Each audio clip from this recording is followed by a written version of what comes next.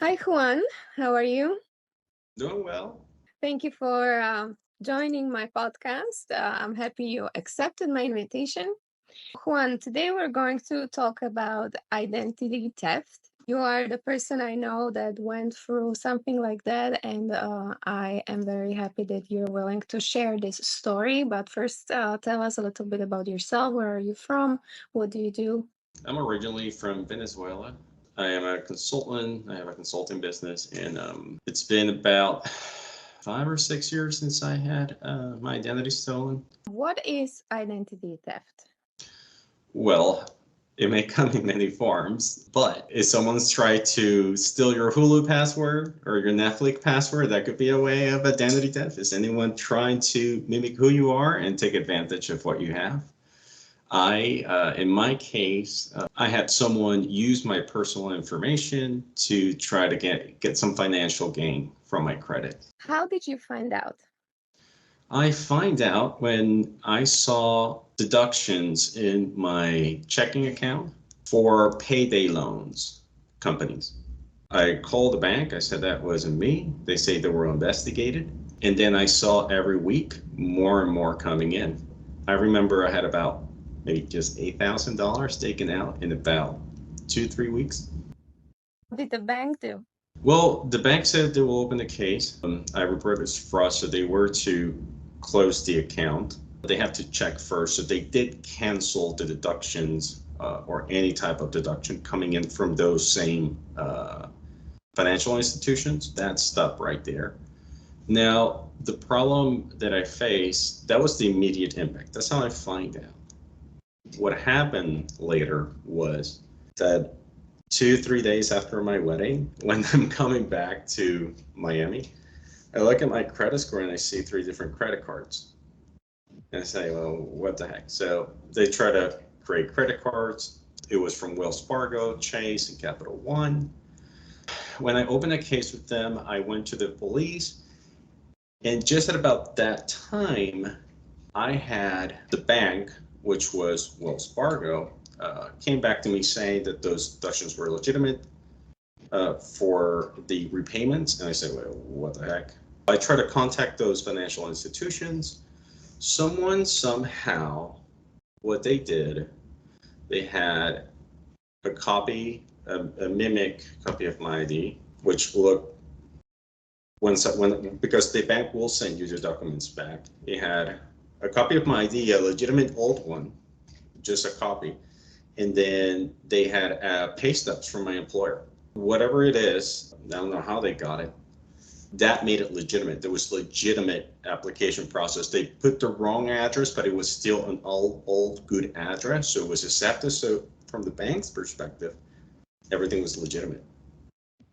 And then I say, well, why would I have to pay this? I didn't do this. Then I did file a police report. They had an investigator. What it came down to was someone in Del Mar, California. That's where they applied. That's where the API was linked to for the applications online. The person they'll never know. But to conclude, eventually what happened was I didn't repay that. The payday loans were taken out, but I had to settle those 3 accounts they opened because I tried to close them right away. And what was funny is that when I asked to close them, they wanted to have my ID identification, and they wanted to confirm it's me. And when I'm trying to close it, they were telling me, well, but your ID doesn't match what you currently have in the system. And I'm going nuts. Eventually, I was able to give them passport to be able to prove more identity than the one they used to apply, because the fraud case was denied. Although it was the same name, same person, same social security, it was like 2 different people. What I ended up doing with that is I had almost 800 credit score, and after that, I think it went to 530. That was the most painful part. I have to settle each of those accounts and pay them, and I'm still paying the consequences of that. I have, average credit right now until they come out. It's going to be in about 2 years because it takes about 7 years to be able to get them out because I couldn't do it legally. How much did it cost you?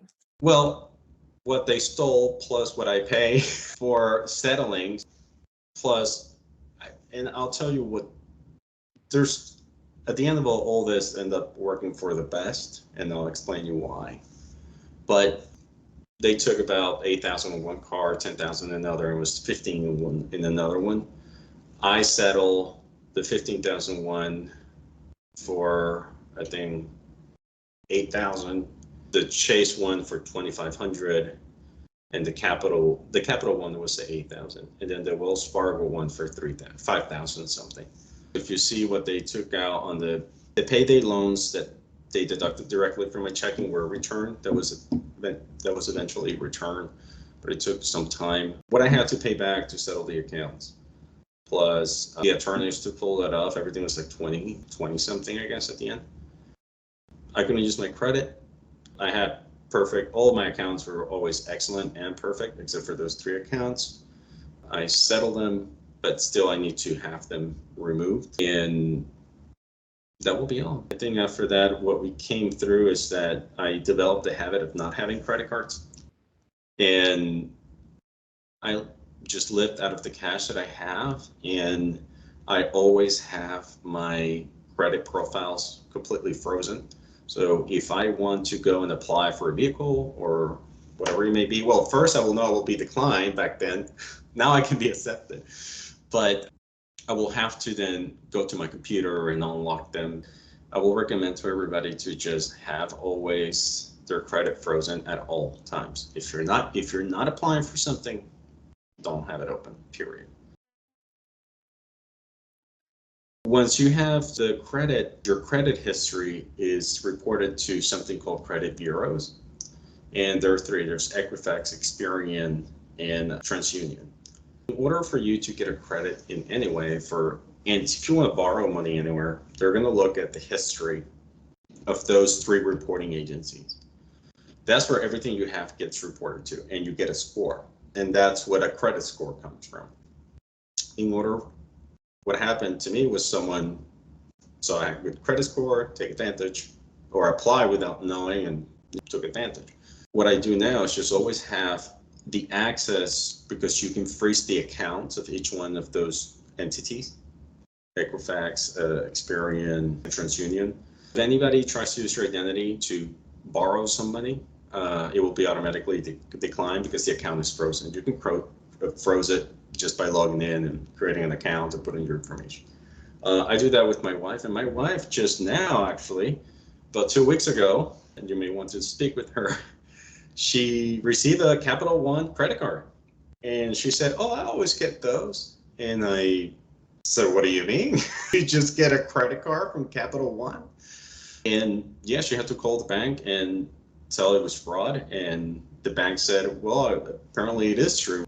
Whoever tried to get a credit card under her name sent it to the wrong address," which was hers. It is everywhere.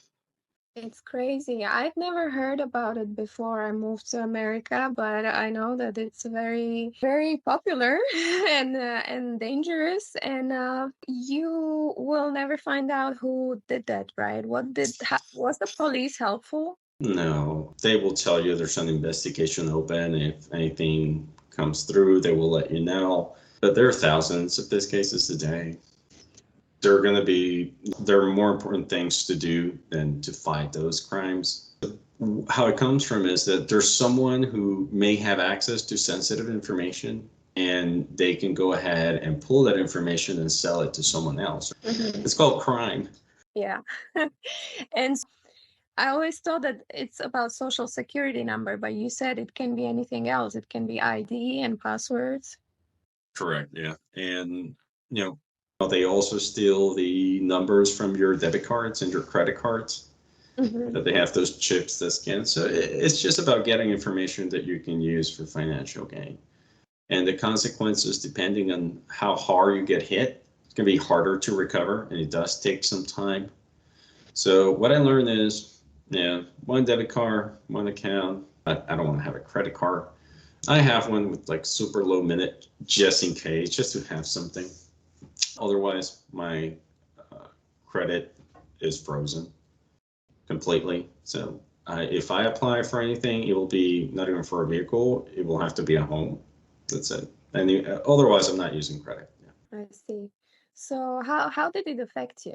Well, it was very stressful because at the beginning, when I had the money taken out, I had to pay rent. I was paying my mom's mortgage. My wife was in New York living there, so I was paying also half of her rent. So, there were a lot of people that depended on me. So just having cash suddenly just taken away and not knowing, it was very frustrating. But really, what it really affected me was it changed the way now I use money. I don't like using the credit card. I don't apply for credits for anything, no stores. Just don't give out your information. That's what you're doing. Apply here, you're giving out your information.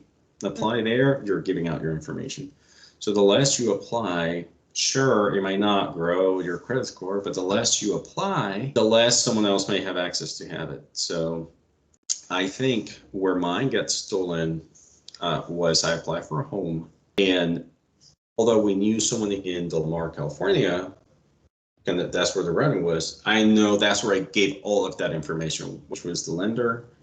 That's my intuition. That's where I gave all of my information thoroughly. And like 3 months later, someone else uses it. So what it does is that, oh, I have access to that information. Let me just give it to someone else to do the stuff or to sell it. And I think that was where I was very exposed. And I'm sure that's where it happened. I have no proof, but impossible to get good copies of my pay stubs with updated dates from my same employer. Yeah.